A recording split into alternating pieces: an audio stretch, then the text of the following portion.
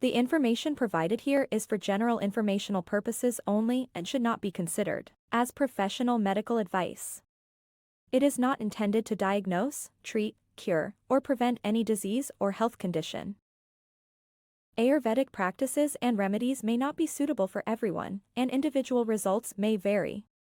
If you have a medical condition or are pregnant or nursing, please consult a qualified healthcare practitioner before using any Ayurvedic products or treatments.